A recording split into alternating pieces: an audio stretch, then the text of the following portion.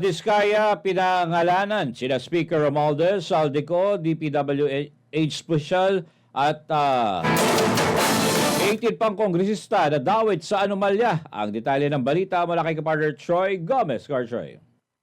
Ayon sa sinumpaang salaysay ng mag-asawang Diskaya na binasa sa pagdinig ng Senate Blue Ribbon Committee, puwersahan silang isinangkot sa mga proyekto gamit ang kanilang pangalan at kumpanya upang mailusot ang budget na nakalaan umano para sa piling mambabatas at DPWH officials. Idinitalya nila kung paano dumadaloy ang pera. Matapos maaprubahan ang proyekto, aayusin umano ng mga kongresista at DPWH officials ang release ng pondo na kanaunan ay kukunin ng mga bagman na inatasan ng mga politiko.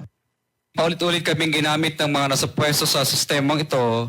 Wala kaming magawa dahil kung hindi kami makikisama, gagawa nila ng problema ang project na na-award sa amin sa pamamagitan ng mutual termination o pagkakaroon ng right-of-way problem na parehong nagdudulot ng hindi matuloy ang implementasyon ng mga proyekto.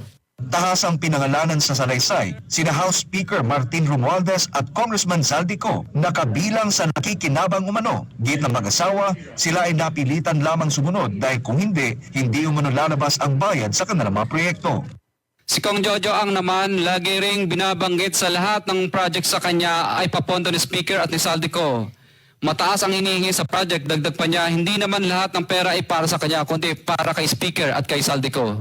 Bukod kina Romualdez at Co, nakalista rin sa affidavit ang iba pang kongresista at opisyal na umano'y tumanggap ng 10% hanggang 25% kickback sa pamamagitan ng mga bagman at fixer system. Kabilang dito si Terence Calatrava na dating Undersecretary ng Office of the Presidential Assistant for the Visayas, Congressman Ramon Romulo ng Pasig, Congressman Jojo Ang ng Usuwag Ilonggo Party List, Congressman Patrick Michael Vargas ng Quezon City, Congressman Juan Carlos Arjo Atayde ng Quezon City, Congressman Nicanor Nicky Briones ng AGA Party List, Congressman Marcelino Marcy Chodoro ng Marikina, Congresswoman Florida Rida Robes ng San Jose del Monte, Bulacan, Congressman Eliandro Jesus Madrona ng Romblon, Congressman Benjamin Agaraw Jr., Congressman Florencio Gabriel or Bem Noel ng Anwaray Party List, Congressman Leody Oditariela, Congressman Reynante Arugancia ng Quezon, Congressman Marvin Rillo ng Quezon City, Congressman Chodorico Chodoro Haresco Jr. ng Aklan, Congresswoman Antonieta Yudela ng Zamboanga Sibugay, Congressman Dean Asistio ng Caloocan, at Congresswoman Marivic Copilar ng Quezon City. Sa testimonya, inilarawan ni Diskaya kung paano dinideliver ang pera mula sa cash na ibinibigay ng kontratista, isinasalin ito sa mga bagman ng mga kongresista bago makarating sa mismong opisyal.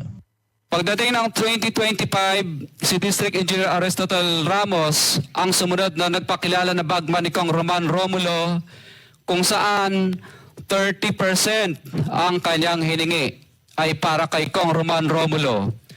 Sinabihan ko kay D.E. Ramos na masyado namang mataas, ngunit sinabi niya na walang magagawa dito dahil pondo ito galing sa program funds at insertion galing sa taas. Kaugnay nito ay mariin namang itinanggi ni Marikina Representative Marcy Chodoro ang paratang ng Diskaya couple. Giit niya, demolition job lamang ito laban sa kanya. Maging sina Romblon Representative Eliandro Jesus Madrona, Quezon City 1st District Congressman Arjo Atayde at House Speaker Romualdez ay mariin ring itinanggi ang akusasyon sa kanila. Sa harap ng pagsisiwalat, humiling ng proteksyon ng mag-asawa bilang state witness habang nagpapatuloy ang investigasyon ng Senate Blue Ribbon Committee. Para sa Diyos at sa Pilipinas kong mahal, Troy Gomez nag-uulat, SMNI News.